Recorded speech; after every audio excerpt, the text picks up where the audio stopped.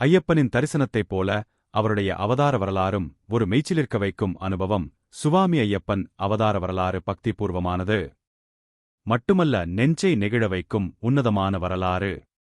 பாலவ மகேஷின் மகளான லீலாவதி ஒரு சாபத்தின் விளைவாக மகிஷியாக பிறந்தார். தன்னுடைய சகோதரன் மகிஷாசுரனை ஆதிபராசக்தி அழித்ததால் பிரம்மனை நோக்கி கடுமையான தவம் இருந்தால் வரம் பெற்ற அவள் தேவர்களையும் முனிவர்களையும் துன்புறுத்தினாள். பிரம்மாசுரனை அழிக்க மோகினி அவதாரம் எடுத்த விஷ்ணுவை கண்டு சிவபெருமான் மோகம் கொண்டார். இதன் விளைவாக ஐயப்பன் அவதாரம் நடந்தது.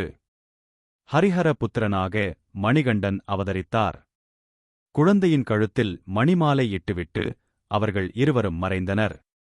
காட்டுக்கு வேட்டையாட வந்த சந்தோள நாட்டு மன்னன் ராஜசேகரன் குழந்தையை கண்டெடுத்து அதற்கு மணிகண்டன் என்ற பெயரிட்டு சீரும் சிறப்புமாக வளர்த்து வந்தான். இந்த நிலையில் ராணி ராஜராஜன் என்ற மகனை பெற்றெடுத்தார். மந்திரியின் துர்போதனையின் காரணமாக அவள் மதிமயங்கினால் சதித்திட்டம் தீட்டப்பட்டது. ராணி தலைவலியின் காரணமாக துடித்தார். ராணியை குணப்படுத்த வைத்தியர் புலிப்பால் வேண்டும் என்று தெரிவித்தார். மன்னன் அதிர்ச்சி அடைந்தான்.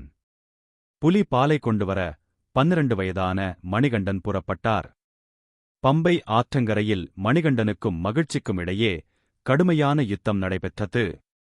அதன் முடிவில் மகிஷி வீழ்ந்தால் லீலாவதியாக அவள் சாப விமோசனம் பெற்றாள். ஐயப்பனை தன்னை ஏற்றுக்கொள்ளுமாறு திருவடி பணிந்து சரணடைந்தாள்.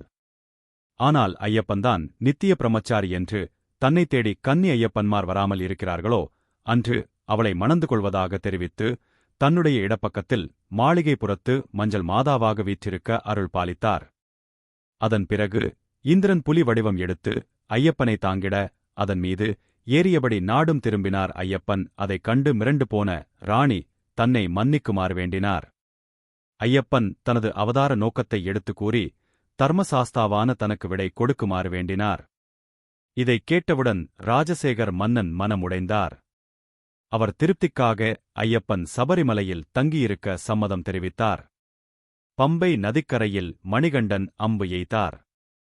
அந்த இடத்தில் பந்தள மன்னன் கோவில் ஒன்றை கட்டினார். பரசுராமர் அங்கு ஐயப்பன் விக்கிரகத்தை பிரதிஷ்டை செய்தார். சபரி என்ற யோகியின் நினைவாக அந்த இடம் சபரிமலை என்று அழைக்கப்பட்டது. இருமுடி கட்டி தம்மை தரிசிக்க வரும் பக்தர்களுக்கு வருடம் தோறும் மகர சங்கராந்தி அன்று ஐயப்பன் ஜோதி வடிவில் இன்றும் அருள் பாலித்துக் கொண்டு இருக்கிறார்.